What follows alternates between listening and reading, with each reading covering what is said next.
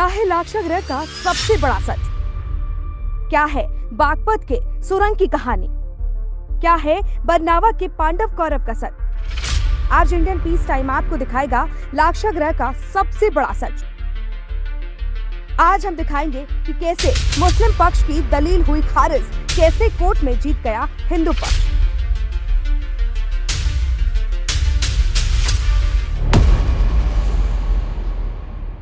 नमस्कार, मैं यशपाल कसाना और आप देख रहे हैं इंडियन पीस टाइम। आज हम पहुंचे हैं बागपत के बरनावा। बरनावा वो जगह है जो पिछले कुछ दिनों से काफ़ी चर्चा में है। चर्चे का कारण है बरनावा में लाक्षा ग्रह, जो कि महाभारत कालीन एक स्थान है और जिसको लेकर मुस्लिम पक्ष और हिंदू पक्ष का एक मुकदमा बागपत कोर्ट में चल रहा था, जिसका फैसला अभी हिंदू पक्ष की तरफ आया है। फैसले आने के बाद में इस जगह की अहमियत बढ़ गई है, क्योंकि पहले कुछ कम लोगों को इस जगह के बारे में जानकारी थी। लाक्षा ग्रह जो कि बागपत के बरनावा में स्थित है। बरनावा महाभारत कालीन स्थान है, जो महाभारत काल के समय इस इलाके को, इस जगह को वर्णावरत बोला जाता था। और यहाँ पर दुर्योधन ने एक षड्यंत्र के तहत पांडवों को बुलाया और यहाँ पर एक महल जो कि लाख की लकड़ी का बनाया गया था, उसमें जलाकर मारने का षड्यंत्र दुर्योधन के द्वारा रचा गया। क्योंकि आपने भी महाभारत सीरियल देखा होगा और उसमें यह कहानी दिखाई जाती है, जहाँ पर दुर्योधन ने लाख का महल बनाया और पांडवों को मारने की कोशिश की, लेकिन उस जगह से पांडव बचकर निकल गए थे। वहाँ पर एक सुरंग पहले ही बना दी गई थी, जिस सुरंग के माध्यम से बचकर निकले। अब सबसे बड़ी बात इसमें यह है कि ये जो जगह है, अगर यहाँ की फिलहाल की जो स्थिति, भौगोलिक स्थिति अभी की बता दें तो ये इलाका करीब 50 से 60 फुट ऊंचाई, जो बाकी का इलाका उससे ऊपर है, और यहाँ मिट्टी का एक अच्छा खासा पहाड़ है। लाक्षा ग्रह का जो महल इसी पहाड़ के ऊपर बनाया गया था। अभी फिलहाल की अगर मैं तस्वीर यहाँ की दिखाऊँ तो अपने साथी से कहूँगा, यहाँ पर ऊपर मंदिर बने हुए हैं, गौशाला भी यहाँ पर बनी है, जो कि काफ़ी पुराने समय में है, बनाई गई थी।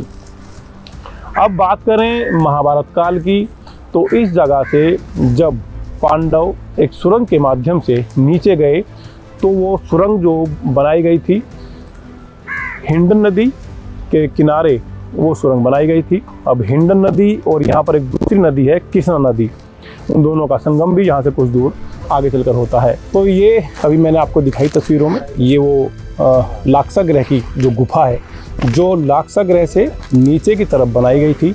और जहाँ पर जो पांडव लाक्षा ग्रह में जब आग लगा दी गई थी दुर्योधन के द्वारा, तो वहाँ से जब बचकर पांडव निकले थे, तो इस गुफा के माध्यम से वो सब बाहर निकले थे। मैं अपने साथी से कहूँगा कि एक बार दिखाएं वो तस्वीरें, क्योंकि अंदर भी मैं आपको लेकर चलूँगा और जो अंदर की जो तस्वीर है वो मैं आपको दिखाता हूँ।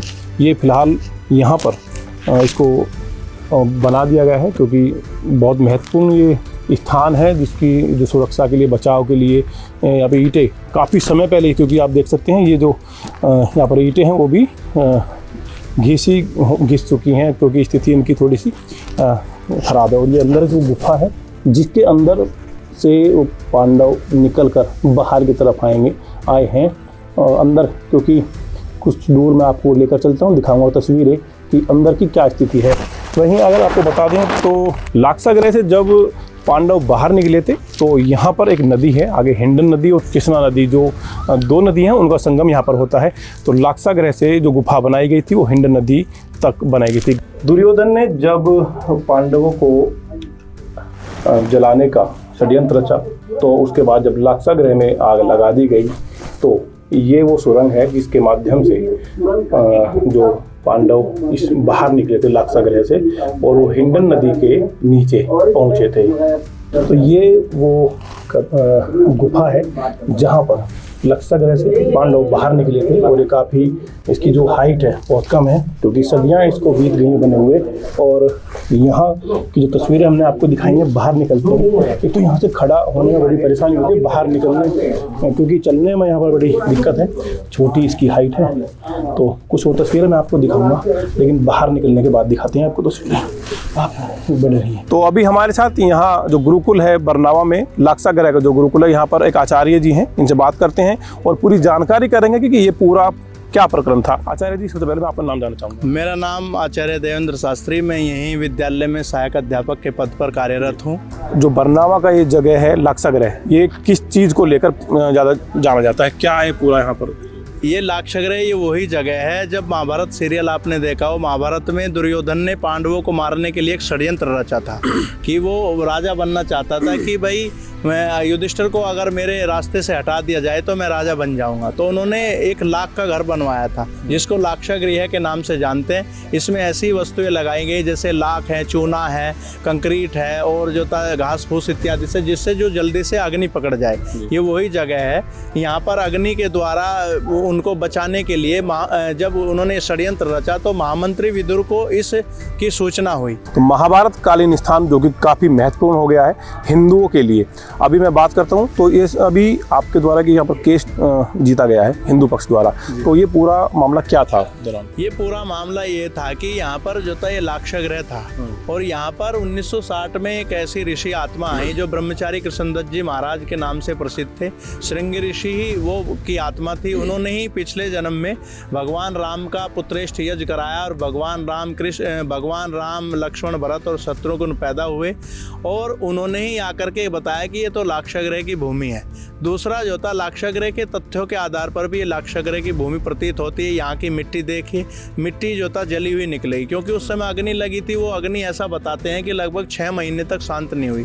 दूसरा जो था, यहाँ पर जो था आप ये मंदिर देख रहे हैं, मंदिर के स्ट्रक्चर के द्वारा भी ये लाक्षागृह की भूमि प्रतीत होती है। तीसरा ये है कि मस्जिदों में जो था वो मस्जिद वाले या दरगाह वाले वो बुत परस्ती को अर्थात मूर्ति पूजा को नहीं मानते हैं। मूर्ति पूजा में क्या नाम है, आप इधर आप ध्यान करेंगे तो इस पर एक घंटा लटकने का कुंदा लगा हुआ है, तो इस कुंदे से प्रतीत होता है कि ये मंदिर था। दूसरा यहाँ पर जो था ये जितने भी स्तंभ है, खंबे हैं, इन पर सब पर ओम लिखा हुआ था जिसको उन्होंने मिटाने का प्रयास किया। लाक्षागृह की बात कर रहे हैं आप अभी, क्योंकि हस्तिनापुर जो कि मेरठ जिले में ही पड़ता है और ये बागपत का इलाका, क्योंकि पहले ये मेरठ में ही था। तो मेरठ का जो बरनाव है, यहाँ से हस्तिनापुर की दूरी कितनी है? और अगर बात करें, पांडवों को यहाँ पर बुलाया गया था दुर्योधन के द्वारा, तो दुर्योधन ने कहाँ से उनको बुलवाया था और वो उस समय कुछ इसके बारे में अगर थोड़ी जानकारी हो तो दर्शकों को दें। यहाँ से हस्तिनापुर की दूरी लगभग 55-60 किलोमीटर के आसपास है। ये भी उस समय हस्तिनापुर का ही भाग होता था। तो हस्तिनापुर के राजा ने सोचा कि मैं अपने भाइयों के लिए क्या कर सकता हूँ, तो उन्होंने जो था उनको ऐसा लालच देकर कि भाई मैं भ्रातृ प्रेम, भाइयों से प्रेम करता हूँ, उन्होंने उनको एक यहाँ सर्किट हाउस बनवाया लाक्षागृह के रूप में। जबकि उसकी षड्यंत्रकारी योजना थी कि लाक्षागृह की इसमें अग्नि में उन्हें जला करके भस्म कर दिया जाए। वो बाहर से दिखाना चाहता था कि मैं भाई प्रेम करता हूँ और अंदर से जो था वो लाक्षागृह की अग्नि के द्वारा ही वो उनको भस्म कर देना चाहता था। इसलिए जो था वो यहाँ पर मेला लगता था, यहाँ पर वो सर्किट हाउस में घूमने के लिए आए थे और राजा महाराजा थे तो सैर करने के लिए आए थे। ये इसका निर्माण कब हुआ था? इसका निर्माण महाभारत काल के पश्चात ही हुआ। एक बदलू सिंह नाम के व्यापारी थे, उन्होंने ही शिव मंदिर का निर्माण कराया था। ये महाभारत काल के बाद ही हुआ है। अभी फिलहाल जैसे यहाँ पर क्योंकि मंदिर के कोई फिलहाल अवशेष नहीं है, तो इस पर किस समय किसने कब्जा किया था? मतलब जिस तरीके से बताते हैं कि बदरुद्दीन नाम का कोई यहाँ पर जिसने इबादत की थी, उसके बारे में कुछ बताइए। बदरुद्दीन नाम का कोई व्यक्ति यहाँ पर आया ही नहीं है। बदलू सिंह को ही बदरुद्दीन बताते हैं, उन्होंने कोई इबादत नहीं की। दूसरा ये है कि ये मंदिर के अवशेष हैं। मंदिर की आप आकृति देखिए, मंदिर का ये कुंडा देखिए, मंदिर की सभी कलाकृति देखिए, गुम्बदाकार देखिए और ऊपर जो बुर्ज है उसको भी आप देख सकते हैं चोटी पर। ये सब मंदिर के संकेत करते हैं कि वास्तव में मंदिर है, देवालय है और ये बदलू सिंह नाम के व्यक्ति के द्वारा बनाया गया था। बदरुद्दीन नाम का यहाँ पर कोई व्यक्ति नहीं आया, नहीं उसने इबादत की। जो ऊपर फिलहाल की ये स्ट्रक्चर बना हुआ है, दीवारें हैं, ये कमरे बने हुए हैं, तो ये उसी दौरान के बने हुए हैं?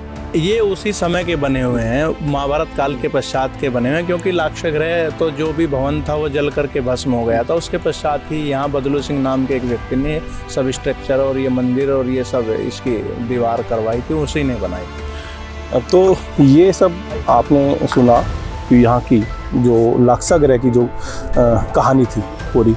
अभी कुछ जानकारी और थोड़ी देर बाद आपको देते हैं, क्योंकि अभी बहुत कुछ यहाँ पर देखना बाकी है। ये जो मैं आपको दिखाऊंगा, ये गुफा है, ये भी अपने साथियों को दिखाएं एक बार। ये भी उसी गुफा का हिस्सा है, क्योंकि सदियां बीत चुकी हैं। पहाड़ यहाँ पर जो मिट्टी का काफ़ी ऊंचा यहाँ पर टीला सा है, जो ऊपर लक्षागृह बना हुआ था और वहाँ से नीचे की तरफ एक गुफा बनाई गई थी। तो बताया जाता है ये जो गुफा है यहाँ मिट्टी का कटान बारिश के बाद हुआ होगा और मिट्टी का कटान होने के बाद में ये दो हिस्से में बट गई। तो एक तरफ ये गुफा है और दूसरी तरफ थोड़ा सा दूर आगे जाके वो गुफा है जिसमें पांडव ऊपर से आए और आगे की तरफ जो हिंदू नदी की तरफ जो रास्ता था वहाँ वो निकल कर चले गए थे। और बाकी की तस्वीरें मैं अभी आपको और दिखाता हूँ। तो लाक्षागृह हम पहुँचे हैं जो कि बागपत के बरनावा में स्थित है। सबसे बड़ी बात है अभी बीते दिनों बागपत कोर्ट ने फैसला दिया है क्योंकि यहाँ पर भी मुस्लिम पक्ष और हिंदू पक्ष आमने सामने हो गए थे। हिंदुओं का ये एक स्थल है क्योंकि महाभारत कालीन ये स्थल बताया जाता है और यहाँ पर पांडव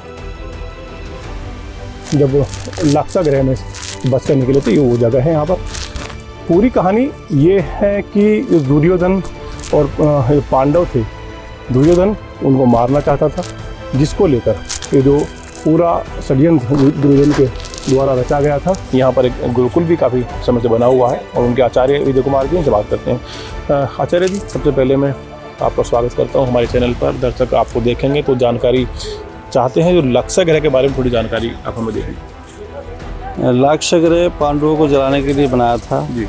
और ये इतिहास प्रसिद्ध है जी। कि यहाँ जो है लाक्षागृह वारणावत में बनाया था। श्री कृष्ण ने पांडवों के लिए 5 गांव मांगे थे, उसमें बरनावा भी था। अच्छा, वारणावत बोलते थे पहले बरनावा को? हाँ, तो वारणावत नाम है इसका, लेकिन अब वंश होते बरनावा हो गया है। तो यहाँ जो है लाक्षागृह पांडवों को जलाने के लिए बनाया था। उसमें घी, सन, चर्बी, लाख पदार्थ लगाए गए थे। जो पदार्थ ज्वलनशील होते हैं, जल करके राख हो जाते हैं, वो सब इसमें लगाए गए थे। तो लाक्षागृह पांडवों को जलाने के लिए बनाया था। और पांडव जब यहाँ लाक्षागृह के लिए आए तो महामंत्री विदुर के द्वारा एक संकेत किया गया था कि जब वन में आग लगती है तो सुरक्षित कौन बचता है। तो उन्होंने कहा कि जो बिल में चुहा रहता है वो सुरक्षित बचता है। तो वो संकेत वहाँ से दे दिया था उनको। जैसे ही वो यहाँ प्रवेश किया उन्होंने, तो महल में जैसे ही प्रवेश किया तो आभास हो गया था कि कुछ ना कोई आपत्ति आने वाली है। तो विदुर जी ने पहले ही एक सुरंग का निर्माण करा दिया था। उस सुरंग के माध्यम से वो जानकारी हो गई थी उनको। तो लगभग 1 वर्ष रहे पांडव यहाँ। 1 वर्ष के बाद उनको सूचना दी गई कि इस दिन इसमें आग लगनी है। तो 1 दिन पहले भीम ने आग लगाई और वो सुरंग के माध्यम से सिर्फ निकल गए थे। तो ये सुरंग लाक्षागृह से कहाँ तक बनी हुई है? लाक्षागृह का लगभग 20 किलोमीटर चारों तरफ बंद था इसके लाक्षागृह के। उस लाक्षागृह से निकलने के लिए सुरंग बनाई थी, उस वन में निकल गए थे। वन में नीचे निकल, क्योंकि अभी भी सुरंग के अवशेष हैं बचे। हाँ, सुरंग शेष है, बची है अभी भी प्राचीन चीज़ें। अच्छा, सबसे बड़ी जो अहम बात फिलहाल, क्योंकि 1970 में एक मुकदमा मुस्लिम पक्ष द्वारा दायर किया गया था उसी को लेकर, उसके बारे में थोड़ी जानकारी। ये जब स्वामी जी ब्रह्मचारी कृष्णदत्त पूर्व जन्म के शृंग ऋषि 1957 में यहाँ आए थे। वो 15 वर्ष की आयु थी और उनके अंदर एक विशेषता थी कि वो लेट करके प्रवचन करते थे। पूर्व जन्म के संस्कार थे।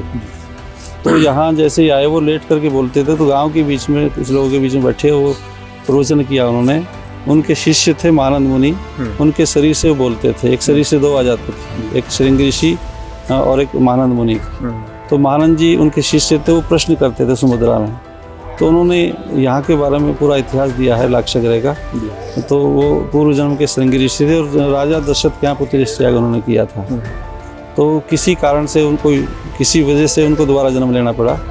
तो उस श्राप के कारण वो आए, 50 वर्ष की आयु तक रहे और उसके बाद वो 50 वर्ष में शरीर पूरा करके चले गए थे। अच्छा, ये जो गुरुकुल है ये कब बना था? ये गुरुकुल जो है 1978 में है जी।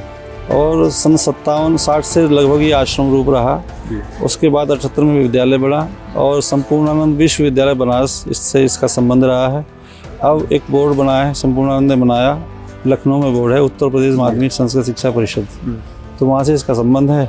लगभग 1350 विद्यालय यूपी में है, जिसमें बरनावा भी है। ठीक है। अच्छा, अब से पहले यानी कि काफ़ी कम लोग जानते थे जो लाक्षागृह के बारे में, बरनावा के बारे में, लेकिन जिस तरीके से अभी ये मुस्लिम पक्ष का और जो मुकदमा था ये हिंदू पक्ष में आया है और उस जीत के बाद में मीडिया ने काफ़ी इसको दिखाया है। लोग अब यहाँ पर इसके बारे में जानकारी भी ले रहे हैं, लोग आएंगे भी यहाँ पर।